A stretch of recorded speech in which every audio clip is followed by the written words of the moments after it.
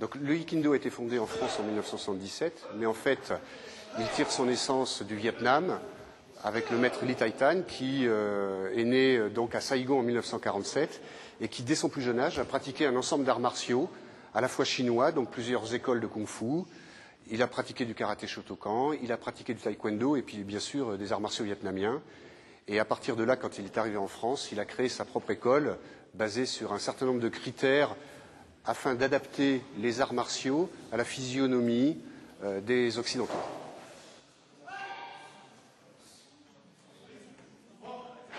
Donc le Aikido tire son essence du Yiking, qui est le livre des mutations, un livre multimillénaire chinois, dont la philosophie est la philosophie de l'adaptation.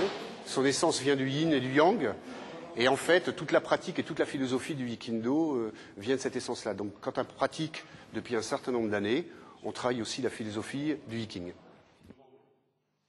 Donc aujourd'hui, toute l'animation et toute la direction technique autour du Aikido est assurée par Maître Kiko, qui est un des premiers disciples de Maître Ly Thai Thanh depuis la création du Aikido, et qui anime en tant que responsable technique et puis conscience de l'origine de cet art martial, qui anime et qui tourne à travers de l'ensemble des clubs et des écoles du Aikido.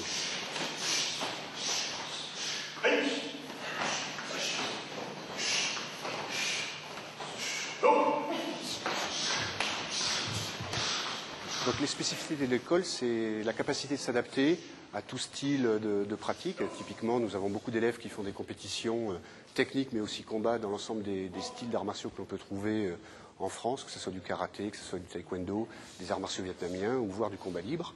Donc une forte capacité à s'adapter à la fois aux différentes règles qu'on peut trouver dans toutes les écoles de combat, mais aussi aux règles techniques que l'on rencontre à ce niveau-là. Donc ça, c'est le premier critère. Et le deuxième critère fondamental de cette école, c'est la capacité pour tout le monde de pouvoir pratiquer du plus jeune âge à un âge beaucoup plus avancé, quel que soit le sexe ou quelles que soient, bien sûr, les capacités physiques.